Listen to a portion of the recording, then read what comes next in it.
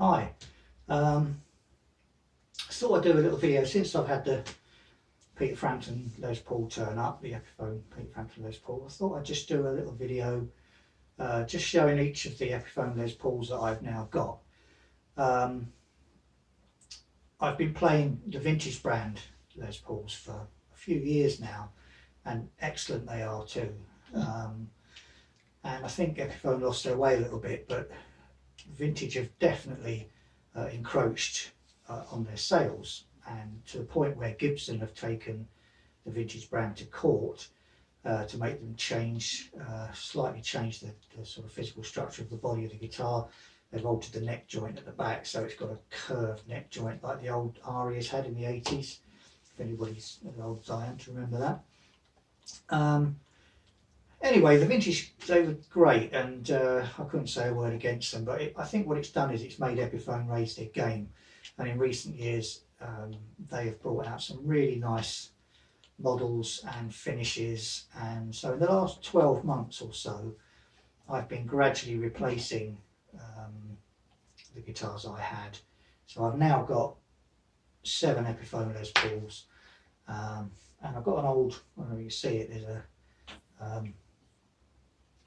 an acoustic Epiphone there with the old shaped headstock, which I bought in about second hand. I bought it in about 1984, 5. Paid 50 quid for it, I think. So it's technically an antique now, I think, as far as instruments are concerned. And it's got a fantastic tone. I think it's an E300. Really rich tone it's got. The neck was slightly warped on it, so I had somebody work on that, and it's not perfect, but they got to the point where you could just see where the fretboard was just starting to go. Any more work on it and I think it would have just snapped it. So it is what it is, but it's just a lovely old guitar to have. Anyway, I thought I'd just go through, not plugging them in or anything, but just showing you what you can get, because out of the 7 I've got here, 4 of them I bought used, but quite frankly you'd be hard pressed to tell the new ones from the used ones. If you know what you're looking for and you spend a bit of time, you can really seek out some bargains. I haven't really paid over the odds for any of these. The 3 customs that I've got were new, because that was the only way you could get them at the time, and they very rarely turn up now because of what they are, which I'll show you in a minute. But I have watched eBay and I've watched the Facebook pages, and every now and again one comes up and you think, yeah, you can see it's good, it's been looked after, it's not very old, and I usually try and swoop in and snap them up. So the first one I bought in this new collection of Epiphones, actually the first one I bought I think was that Custom Classic Pro, but anyway, we'll get to that. So this is, there are obviously a few models in the range now, and this is the Les Paul Standard Pro.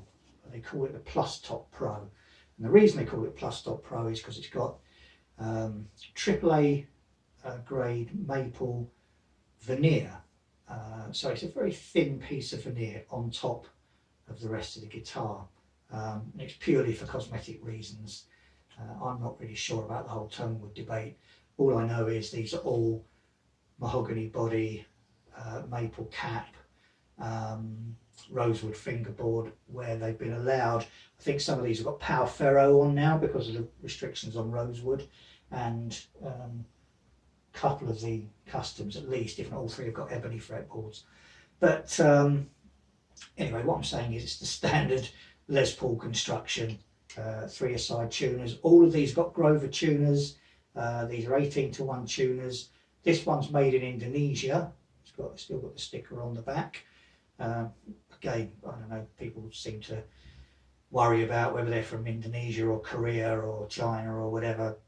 I think the way modern factories are now, you know, I don't think it really matters too much where it comes from.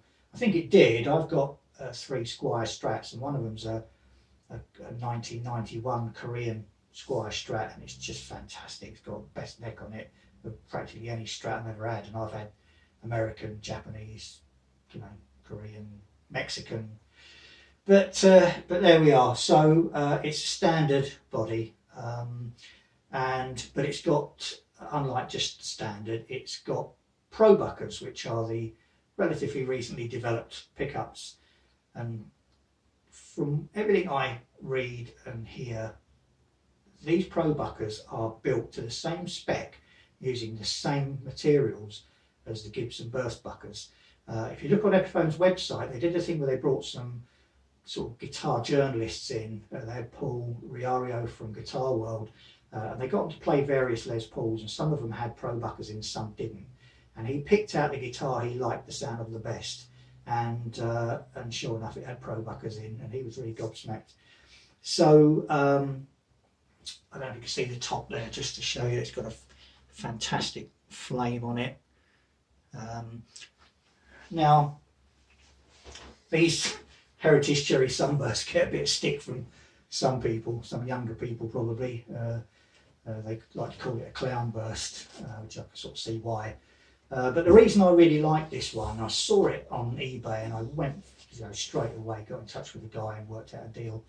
And the reason I like this particular finish, I mean, they vary, Heritage Sunburst, and this is a very deep cherry finish. And the reason I like it is it's the same finish as Scott Gorham's Gibson Les Paul Deluxe that he used when he was with Thin Lizzy. I love the Deluxe, it's my favourite Les Paul. I haven't got one at the minute, but I had a gold top for a while and very lovely it was. And Scott Gorham's one was in exactly this finish, only was with the nitro cellulose lacquer rather than poly. But there we are. Some people don't like the Heritage Cherry Sunburst. Personally I do, but then I've been kicking around a long time and to me it's a sort of nostalgic finish. So that's that one, and they come with, did it come with speed knobs? I might have put speed knobs on, I think I probably did. But there you are, those probuckers are great. And I bought this second hand for a reasonable price. It'd been looked after, it was in the original box. He gave me an Epiphone strap with it, it was like a leather strap. And yeah, so that was a real good buy. Recently, I've picked up another Plus Top Pro. I tend to do this. I know there's not a lot of point having more than one of the same thing, but I just absolutely love this. It's the Honeyburst. I'm trying to get it where there's no light reflecting off it. It's the Honeyburst, which I've read was brought into, it's supposed to emulate or be a nod to late 50s Les Paul Sunbursts that have faded over time, which I really like. I think it's a beautiful finish. So technically it's exactly the same. It's got like a D profile neck. It's got the Grovers on, really great smooth 18:1 tuners. Lovely neck profile, really comfortable, sort of flat D neck.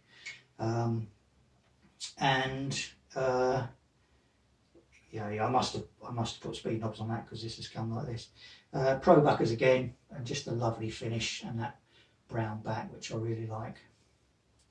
Not a mark, again, bought this used.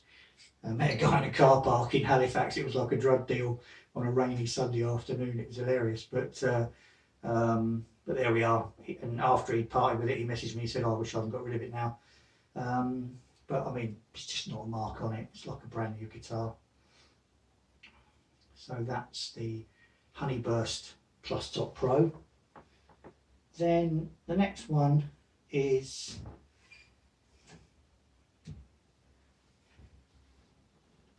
sort of the next one up in the range really, which I bought this off a guy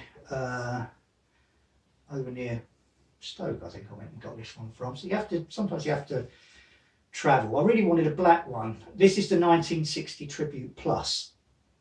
This is a real step up from the Plus Top Pro. It's got locking, they're Grovers again, but it's got locking tuners. And these come standard with Gibson 57 Classics. They coil split, I'm not sure which one it is, that one. They're coil split, I never use it, I don't think a Les Paul sounds right. Coil split makes it sound like a Strat, and that's just weird. But again, same sort of D profile neck, this is the Black Cherry. I wanted a black one, but the only black ones that were around were sort of a long way away, like London and wherever else. Too far for me to go really and collect them. So I got this, but this Black Cherry has really grown on me. I didn't really like it at first, but out of all these guitars, this one has set up. I've set most of these up where they've needed them, and this one has just got the best action on any guitar I've ever had. It's incredibly, well, not incredibly low, but it's very low for me. No buzz, no choking, no nothing. It's fantastic.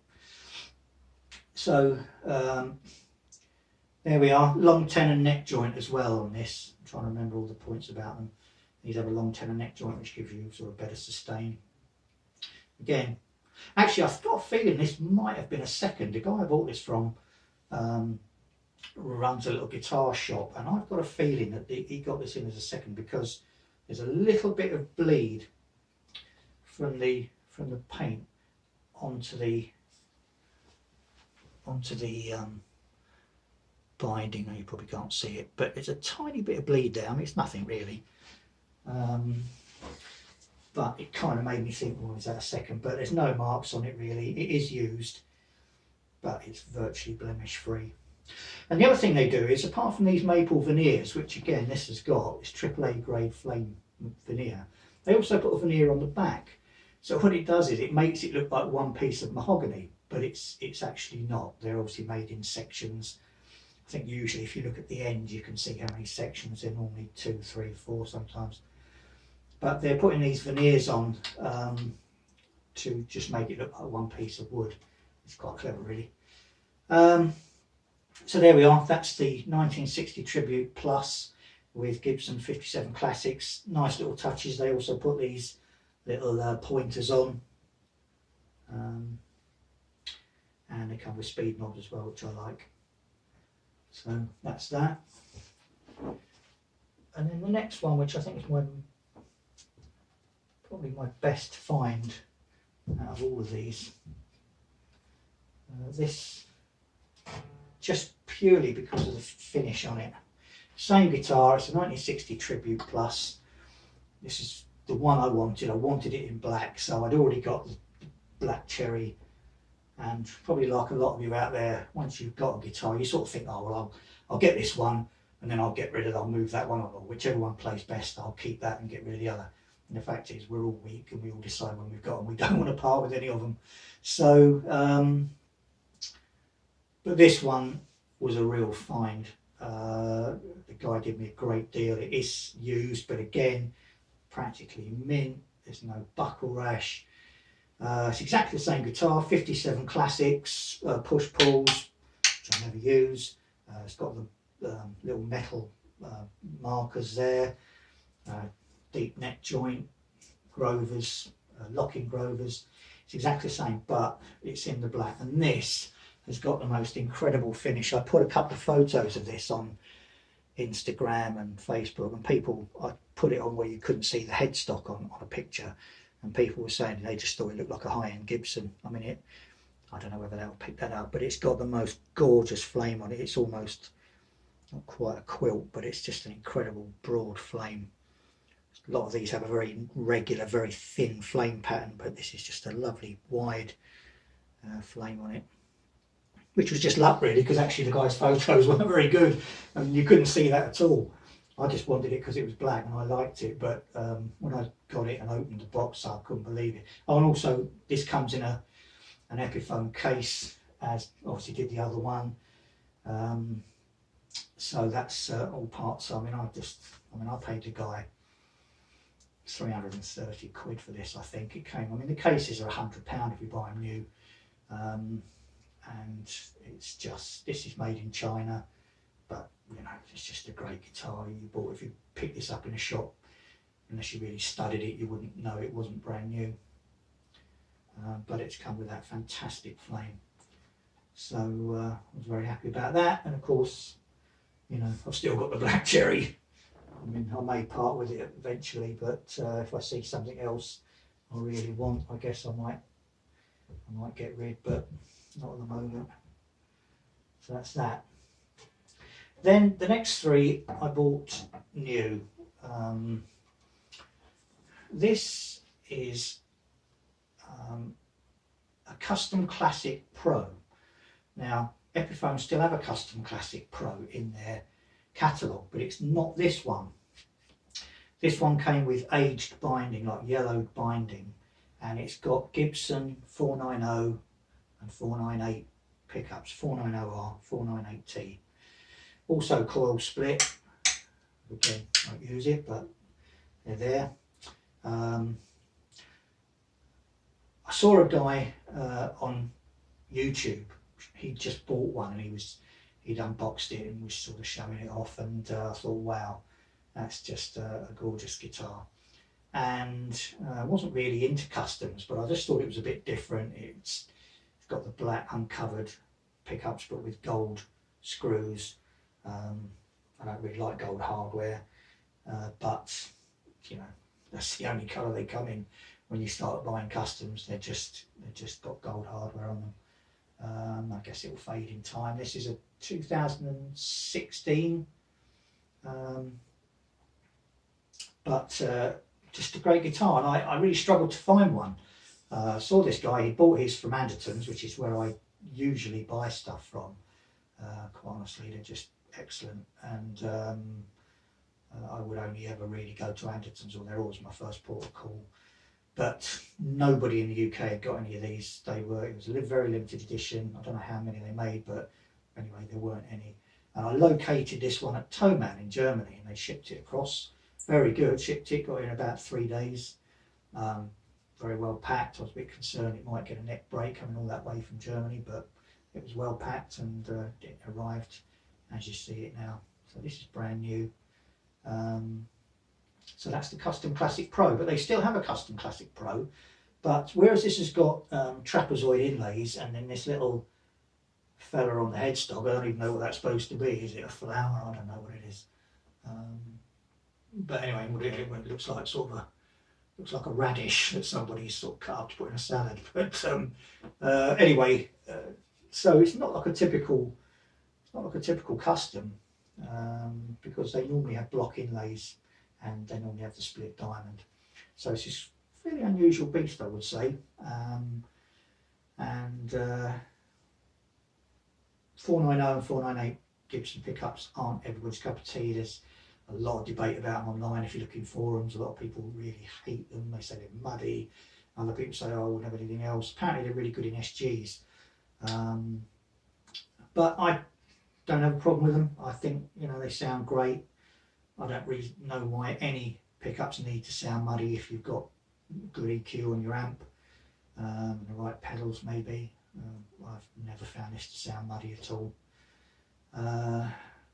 So that's just me. I'm not one for changing pickups anyway. I think I get a guitar with the pickups I like and I stick to it. So that's that. That's the Les Paul Custom Classic Pro.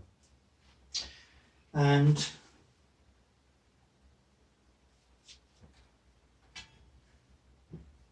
then the next one is, trying hard not to clump them together. This is the inspired by 1955 Les Paul Custom, and this, well, Les Paul Custom Outfit they call it. This is just gorgeous. This is it's got a sort of a satin finish. They call it aged gloss, but it's, you know, nothing very glossy about it. I mean, that's lovely. It's just like a really aged guitar, although it's not relicked. There's no chunks or anything out of it. I haven't managed to knock any chunks out of it yet, fortunately.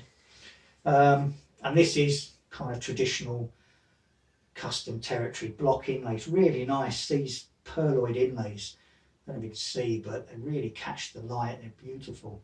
It's got the split diamond. It's also got a fair amount of dust on there, even though I've tried to dust all of these. And 1955 Les Paul Custom. Comes in a case, came in a beautiful, it's the same case that they do, but it was in brown with a pink lining, not traditional 50s pink lining. It was just fabulous. and no push pulls or anything, but the secret weapon in this is it's got Gibson P90s. These pickups are unbelievable. Just they're kind of technically single coil, but they're not like a single coil. If you don't know what they are, I've never used them. You know, it's not like a Strat or a Tele single coil. These are an animal all on their own, and they absolutely roar. They're powerful. They bite. You know, they're just incredible. So that was partly the attraction. So these come factory fitted. That is how they are. 490, 498 Gibsons in that Classic Pro, and P90s in this one. So I bought it new, so obviously it's you know, it's in great nick. Came with a little certificate, come with a nice little folder with a certificate of authenticity, like the Peter Frampton one did. It's got an absolute monster of a neck on it. I've only got hobbit hands, but it's got like a 50s baseball bat neck. I mean, the biggest neck I've ever had on a guitar. I've had, I don't know how many guitars over the years. I've been buying and selling guitars since I was probably 16, 17. So that's longer than I care to admit. But anyway, you know, since about 1975, 6, I've been buying guitars and then maybe selling them, moving them on, trading them, whatever. Just for my own amusement, not for profit or anything, usually for a massive loss. But anyway, I've had all sorts. You know, I've had Firebirds, L6S, I've had a Gretsch Country Gent, I've had Strats galore, Telecasters, Gibson Les Pauls, Epiphone Les Pauls, vintage Les Pauls. Never had a guitar, SGs, never had a guitar with a neck like this. It's absolutely, to me, it's huge. But playable. I thought it would be an issue, but it's really not. For my limited ability, it's you know, it's not a problem. I managed to struggle through. So there we are. That's that. That's the 1955, inspired by Les Paul Custom. And very lovely it is too. And then finally, the most recent acquisition, which I have done a couple of videos on, so I won't spend long on it, but this is the Peter Frampton Phoenix Les Paul Custom, and this really is a one on its own. There were 1100 made altogether, 900 that came just as they are, just a guitar with a certificate of authenticity, and then 200 came in a case, also with a certificate of authenticity, but slightly different one, and the 200 have been hand signed by Peter Frampton. It's weight relieved, it's very light. I don't know how, I haven't weighed it, but I mean, it's much lighter than any Les Paul I've ever had, just ridiculously light, very resonant.